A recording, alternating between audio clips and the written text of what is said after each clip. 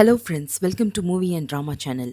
இன்னைக்கு நாம spooky in love episode 7 and 8 தான் பார்க்க போகிறோம். இதுக்கு முன்னாடி எபிசோட்ஸ் எல்லாம் பார்க்கணுன்னா என் சேனல் அவைலபிளாக இருக்குது. கண்டிப்பாக போய் பாருங்கள்.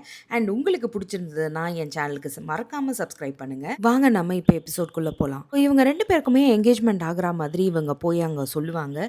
சொன்னதுக்கப்புறம் எல்லாரும் வியர்ட் லுக் கொடுப்பாங்க. பட் இருந்தாலும் அவங்க பாட்டி வந்து அந்த பையனை வந்து நிறைய விசாரிப்பாங்க. விசாரிக்கும் போது அதுக்கப்புறம் தெரிஞ்சிரும் லைக் இவன் வந்து ஒரு நார்மல் ப்ராசிக்யூட்டர், ஒரு ஹார்ட் சர்ஜரி ஒன்று நடந்திருக்கும். ஸோ அதை பற்றி இந்த பாட்டியும் விசாரிப்பாங்க. ஹீரோயினை வந்து லவ் பண்ணுறான்ல ஒரு பையன், அவனும் வந்து விசாரிப்பான். பிகாஸ் அவனுக்கு வந்து இவங்க ரெண்டு பேரும் எங்கேஜ் ஆனதில் சுத்தமாக விருப்பமே இல்லை. அண்ட் அந்த பொண்ணோட தங்கச்சிக்கும் சுத்தமாக விருப்பமே கிடையாது. பயாலஜிக்கல் சிஸ்டர் கிடையாது. பட் இருந்தாலும் அவளுக்கு வந்து சுத்தமாக பிடிக்கவே பிடிக்காது. அவளை எப்படியாவது அந்த சிஇஓ போஸ்ட்லேருந்து கீழே இறக்கணுன்றதுக்காக எல்லா வேலையும் பண்ணுவாள். அதே சமயம் ஹீரோயினுக்கு வந்து கால் வரும். இந்த மாதிரி அந்த மரத்துக்கடியில் இருக்கிற 300 வருஷம் பழமையான அந்த சபப்பெட்டியை வந்து எடுப்பாங்க. அதில் எலும்புக்கூடு இருக்கும். அந்த ஆன்மாவை வந்து சேர்த்து வச்சிருவாங்க. ஸோ அந்த பொண்ணு வந்து பாயில் காட்டி அமுச்சு வச்சிருவா. அண்ட் அதுக்கப்புறம் என்ன ஆகும்னா, இவளோட ஆஃபீஸில் வந்து எப்போவுமே வந்து ஒரு வகையான ஃப்ளவர்ஸ் எப்போவுமே ஒரு பேட்டர்னில் தான் இருக்கும்.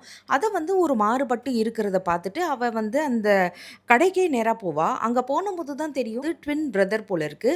ஸோ இவன் வந்து என்ன பண்ணியிருப்பான், அவன் கொலை பண்ணியிருப்பான். எப்போவுமே சப்ளை பண்ணுறவன் வந்து இறந்து போயிருப்பான். ஸோ அவனோட பாடியை வந்து வேற இடத்துல மறைச்சி வச்சிருப்பாங்க. அதை போய் இவ கண்டுபிடிக்க போகும்போது இவன் தங்கச்சி வந்து பின்னாடியே ஃபாலோ பண்ணுவா. இவ ஏன் இவ்வளோ ஸ்பீடாக போகிறா அப்படின்னு சொல்லிட்டு போகும்போதே அவன் வந்து என்ன பண்ணுவா, ஹீரோக்கு வந்து இன்ஃபர்மேஷன் கொடுத்துருவா. நான் இந்த இடத்துக்கு போகிறேன், ஸோ அதனால் நீ வந்துரு, போலீஸை கூட்டிகிட்டு வந்துரு, டெட் பாடியை கண்டுபிடிக்க போகிறேன் அப்படின்னு சொல்லிட்டு சொல்லுவா.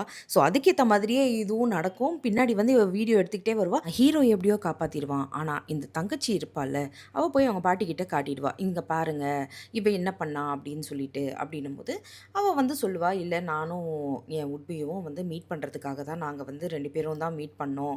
நீ வந்து தேவையில்லாமல் இந்த மாதிரிலாம் பண்ணிகிட்டு இருக்காது அப்படின்னு சொல்லி அமுச்சிடுவா. பட் அவங்க பாட்டி என்ன சொல்லுவாங்கன்னா, இது வந்து இப்படியே இருக்கக்கூடாது. ஸோ நம்ம வந்து சீக்கிரமாக வந்து இந்த என்கேஜ்மெண்ட் வந்து முடிக்கணும் அப்படின்னு சொல்லிட்டு சொல்லுவாங்க. ஏன்னா அவங்களுக்கும் உடம்பு சரியில்லை இல்லையா. ஸோ அதனால் அதுக்கப்புறம் என்ன பண்ணுவாங்க, அந்த பையனோட பாட்டியை வந்து நான் மீட் பண்ணணும் அப்படின்னு சொல்லிட்டு சொல்லுவாங்க. அந்த பாட்டியும் வந்து இவங்களோட பாட்டியை மீட் பண்ணணும் அப்படின்னு சொல்லுவாங்க.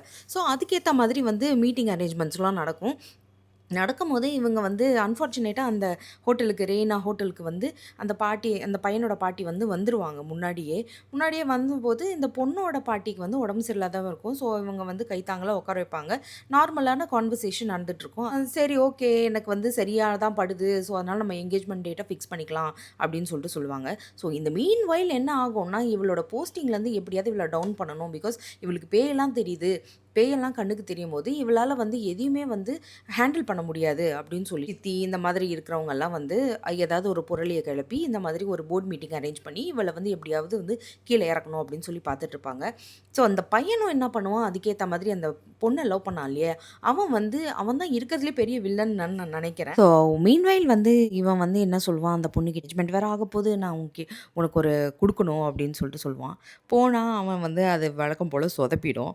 ஸோ அதுக்கப்புறம் வந்து அவன் வந்து வாங்கி வச்சுருப்பான் போல இருக்கு ஒரு பேர் ரிங்கை. ஸோ அதை வந்து கொடுக்கறதுக்காக யோசிச்சுருப்பான். ஆனால் அன்ஃபார்ச்சுனேட்டாக அதை சொதப்புனதுனால சரின்னு விட்டுடுவான். அதுக்கப்புறம் அவங்களோட என்கேஜ்மெண்ட் டே வரும். அந்த என்கேஜ்மெண்ட் டே அப்போது வந்து வழக்கம் போல் வந்து இவன் ரெடியாகி உட்காந்துருப்பான். ஆனால் வந்து இவன் வரமாட்டான். லிஃப்ட்டில் ஏறுவான். ஆனால் லிஃப்ட்டில் ஏதோ ப்ராப்ளம்ன்ற மாதிரி இது எல்லாமே வந்து அந்த ஹீரோயினை லவ் பண்ணுறான் இல்லையா, அந்த பையனோட வேலையாக தான் இருக்கும். ஹீரோயின் வந்து ஹீரோ வந்து வராமலே போயிடுவானோ அப்படின்னு நினச்சி ரொம்ப பயந்து போய் ஒரு இருட்டில் இருப்பா.